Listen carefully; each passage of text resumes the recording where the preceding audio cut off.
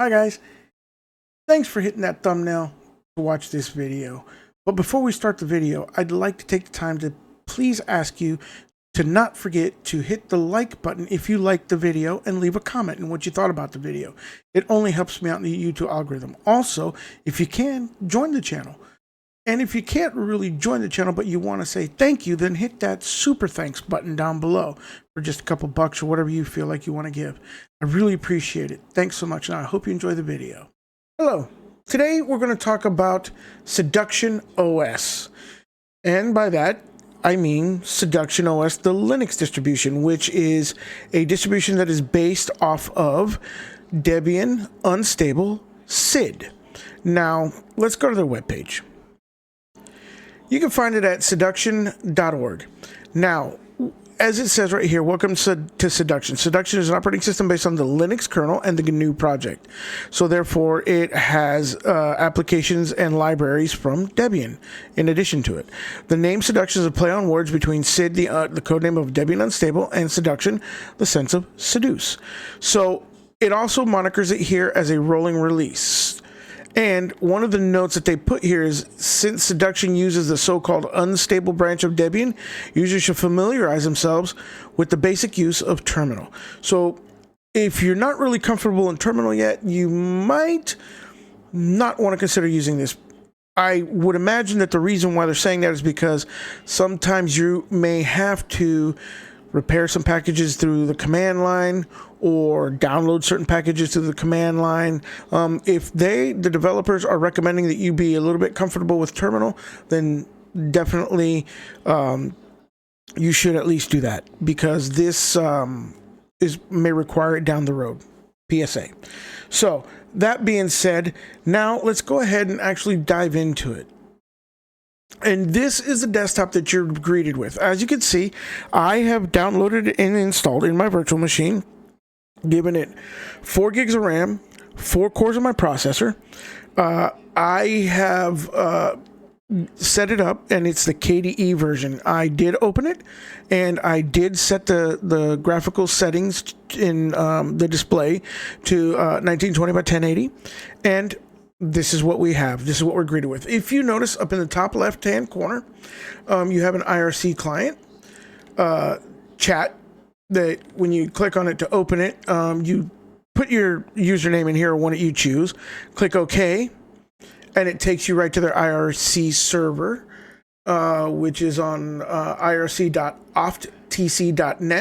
port 667. So if you have a different server, you can do that. It just connected now, and now this is their room. And so in here, over on the right hand side, as you can see here, you have different users that are in here. Okay, this is the general body of the right here.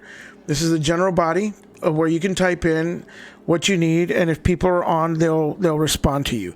Now, I will tell you that Vinzi, this guy right here, Vinzi, both of these guys, he is one of the developers. So he sits in here all the time. I did message him letting him know that I was going to be doing this video in here, and I never got any kind of response. So I'm not sure what's going on. This Seducer 310, that is me. So I don't know how often they pop in or pay attention to it, but you can go here and talk to them, supposedly. But then if you notice up at the top here, if you check the current warnings, go to this place.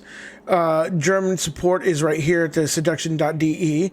Oh, by the way, I forgot to mention that this is definitely a German-based, another great German-based distribution. Current ISOs, you can go right here to get to the ISO for the test builds. In the test builds, I think you can get the nightlies and ones that are like bleeding edge, and on their website and forum right here at seduction.org. So that is a look at their IRC client. We're going to go ahead and quit out of that. Now, also next to it, you'll find the Seduction manual. So with this, and we're going to open this up with Ocular, you've got your welcome. Of course, you got your quick start. You've got your ISO images, installation. If you got any problems with installation, you can certainly find it right here. It looks like they have clickable links in here from install from live media, hard drive, booting without installation from an ISO, partitioning media, block devices, partitioning with gparted will take you to the different sections of where you need to go. So, I mean, that's kind of cool how that works. They've got a network portion here. They've got hardware portion and system admin portion. It uses the apps package manager, as you can see here. If you go here, it tells you, look, you can do apt upgrade. Apt update seems to, or upgrade, update. I wonder what, if you click on that. Apt update to get updated. Da, da, da. Oh, okay, so it gives you a little walking through of it and stuff, and to install packages. Okay, yeah. So yeah, you can do that as well. So anyhow, that is a brief and quick look at their user manual and what it contains in there for you. I think that's nice that it comes with that. And so if you're not a newer to Linux user and you're not super comfortable with command line, it kind of, like in that user manual, it told you what to type in and what to kind of expect. So I think that you could clunk your way through it. And honestly, if it were me, I would not let that discourage me from trying it, because you could always put it into a virtual machine and use it in that aspect until you get comfortable with it, and then throw it onto real hardware and make it a daily driver for a little bit. So that's just another PSA. Now, it's your standard KDE layout. So you have your panel at the bottom, with the left hand side being your application launcher and your pinned programs that are pretty much old favorites that people use all the time. Then on the right hand side, you got your show your desktop button. Then you got your date and time and calendar, and then of course you've got your hidden tray right here with different things you can do, like display configuration, power management, vaults, that kind of stuff. Then, of course, you've got in your tray, or your system tray, you got your volume, you've got your most recent devices, which is, like the Siduction boot CD, the internet connectivity type of which you're connected to, your clipboard, also any updates. This is showing that I have updates available. Let's go ahead and open that up and see what it does.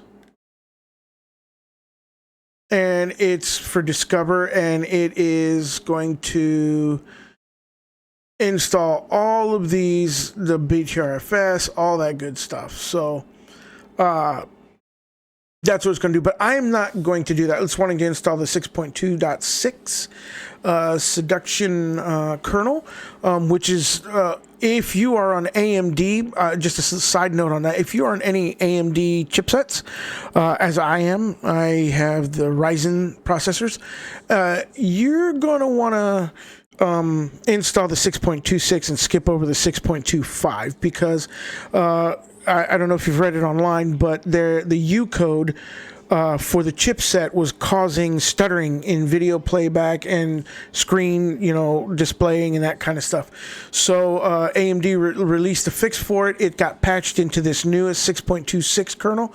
So you're going to want to go ahead and upgrade to that one if you're on any AMD chipsets.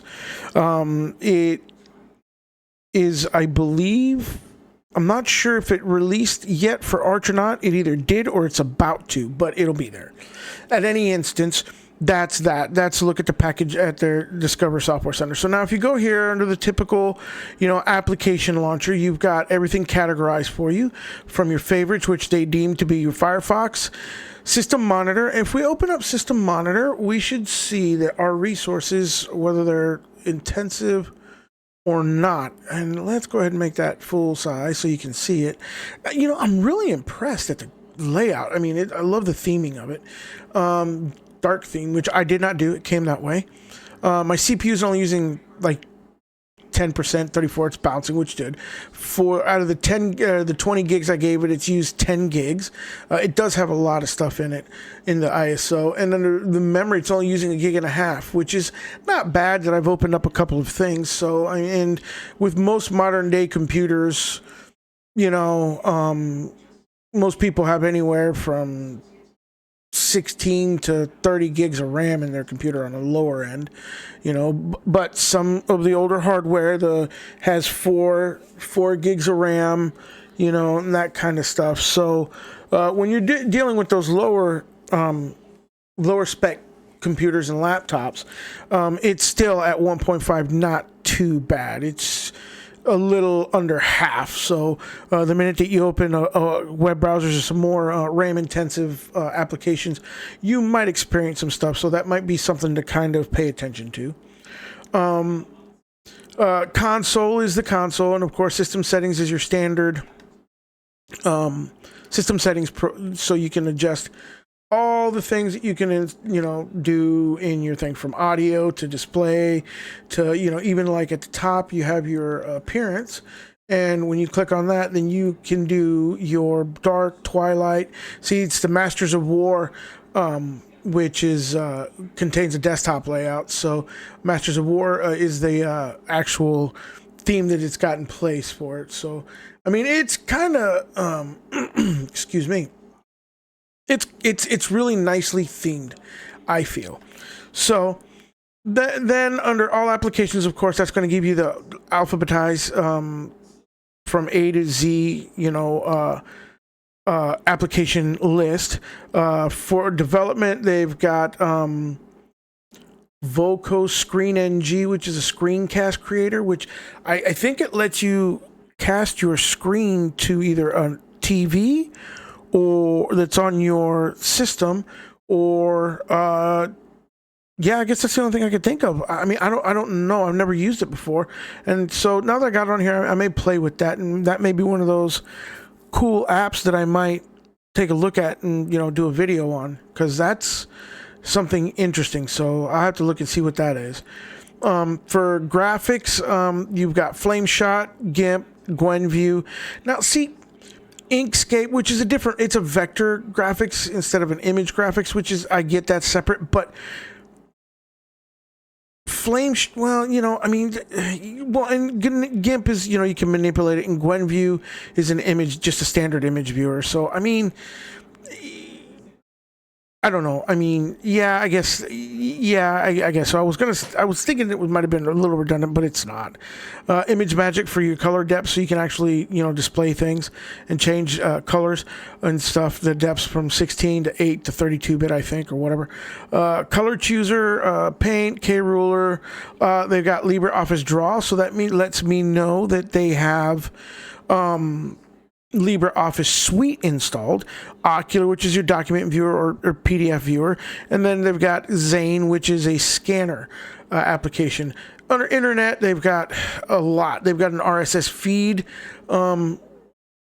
scraper that you can look at, which aggregator. They got Firefox, they got the IRC thing, they got the KDE Connect, which that is a awesome tool. I use it in Arco Linux to connect my phone to the PC. It's awesome. They got KGit, which is the download manager. I'm not sure if that's if it does BitTorrent or not, but it might be. They've got Kmail, which is, a mail client. Then they've got Conversation, which is another IRC client. They've got the desktop sharing, which is KRFB, which is basically a VNC viewer or VNC client, server and client. They've got KTorrent. There's their BitTorrent. Okay, so the downloader is just a download manager, and KTorrent is their downloader, like Transmission or BitTorrent, that kind of stuff. So, and then they've got PIM Data, Civ Editor, and then they've got SSH Activate. So you have the SSH server installed, and you can just activate it right there. Under Multimedia, they've got Dragon Player, which is awesome. They've got Eliza, which is their music player, Juke, which is their music player. They've even installed K3B. Now, who burns CDs anymore? I mean, mostly people stream stuff from places, but I guess I got it here. They got the Caffeine Media Player. They got MPV Media Player. See, now, why do they need MPV? Well, Dragon Player, I think, uses MPV. It's a front end for MPV, to be honest with you. So it would have to have MPV installed. They've got OBS Studio installed out of the box. I did not install that. So SM Player, VLC Media Player, and then they've got the Screen NG thing, the screencast creator. So I'm pretty sure that that's something that does cast to TVs. That's kind of cool. Under Office, like I said, they've got the Kmail, the Contact, they've got the LibreOffice installed, it looks like. the calculator, the draw, the impress, all that good stuff. So, I mean, it's the full case suite of tools. Science and math is going to have your case suite tools in it as well. LibreOffice Math didn't do it like any of the other little stuff that they do, which you can get in the Discovery Center for your children if you want. For settings, of course, you've got your alternatives configurator, which let's open that up and see what that does. Animate. Oh, it's a config editor. Okay, so you can find config files. Like aptitude, right here is where the aptitude curses. Right here, you can actually, edit config files. C++. Let's see.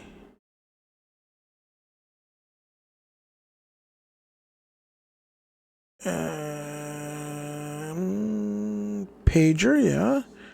See, here's all the files for pagers. Okay. So yeah, this is you can definitely edit some config files and you can set up configurations. That's kind of cool. Those are different alternative things that you could switch to for by enabling config files, certain config files for different applications. That was kind of cool.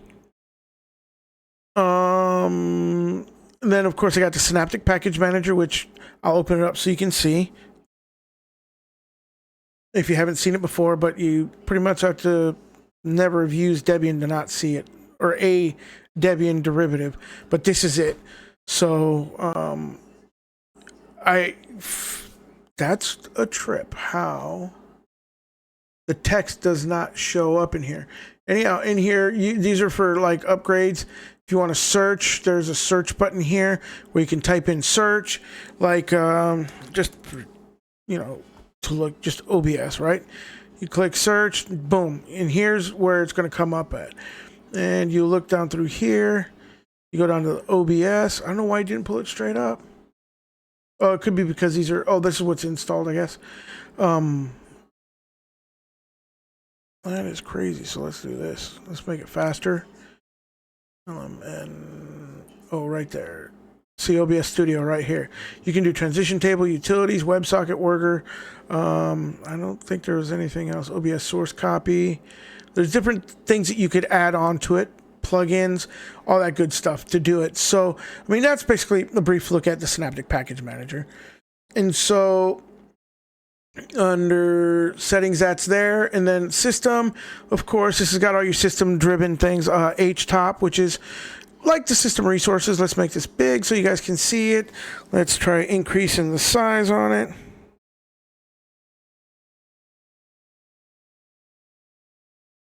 So now you can see, my memory, I'm still at 1.10. I'm actually went down from the 1.5 of the 4 gigs of RAM that I've given it. So, and these are all the processes that are open. So there's look at it through HTOP. So they have that in there. They have the information center, which will tell you right here that I'm using they've integrated, of course, rolling release, the 5.27.2. The KD framework's 5.103. The Qt version is 5.15. The kernel is a 6.226, 6.2.2-6 seduction one. Oh, they're using Wayland Compositor. Nice. Everybody's starting to use Wayland now. So, and then of course, as you can see, it's got my AMD Ryzen info here, and then I'm using it in a virtual terminal. So there's that. Now, then they have Cleopatra, they have K-Alarm, they have Kate, which is their text editor. But you know what? They've got Midnight Commander, which is a TUI file manager. So they have Dolphin and Midnight Commander installed on here. They've got Snapper installed, which is really a cool thing. It's like your system restore. Oh, they do have Vim installed. Okay, so they have Vim and Kate. They have Snapper, which we just went over, and then the Zim desktop wiki. So there's that, and of course I got the help, which will take you to help pages and stuff like that. So that was a cursory review of Seduction OS, and given my thoughts now, I did play with it just a little bit, like I said, to adjust the resolution and stuff. What I like about it, because this is one of the things that I was asked in reading the release notes and reading the technical information that they have available for it. One of the things I will tell you that I thought was pretty doggone nice is that they've gone out of their way to include lots of quality applications. The full K suite of tools is in there. Now, the user that subscribed me or requested me to, or sorry, the subscriber that requested me to review this is a big GIS weather guy, and I don't know if it supports that or not. I couldn't look. I did try to look for that, Chief, in the release notes or any of the technical data, and also in the forums briefly to see if there was any issues with that or if anybody had gotten that to work. And honestly, I didn't find any information on it. So I don't know if this is going to be one of those hit and miss desktops for you. But being that it's based off of Debian SID branch, and it's as well put together as it is, and you can actually go to their forums and look up stuff, I want to say that I would go ahead and install it and give it a run and tell me for yourself what you think, because I think it's well done. It seems to be well done. It's a lot of detail has been paid attention to in all the important parts. The layout's nice. The feel is comfortable. And of course, being that it's KDE, you could certainly, if you saved any of your files and your configurations on any of the KDE distributions that you set up, you can certainly import those right away. Yeah, that's my view on it. You know, tell me what you guys think. You guys try it up, spin it up, try it out. Tell me, you know, how you think or what you feel about it. Don't forget to like. Join the channel if you can, please. It only helps out, even if it's, you know, the lowest tier. I think there's like 3 different tiers that you can join the channel at. Please join at the lowest. It helps me out. Also, like to say thank you to my Patreons that constantly support me. I appreciate those guys. And you guys do what you do. Stay blessed. Keep on Linuxing and have a great day. I'd like to say thanks for watching the video. It really means the world to me. But before we go, I'd like to thank my Patreons, Brian Bomarito and Mislav Bresla. They help keep the lights on, and I really, really appreciate them. If you'd like to become a Patreon like them, visit me over at my Patreon page, _Linux_tube, and help out if you can. Really appreciate you guys taking the time. Thank you so much. Have a great day.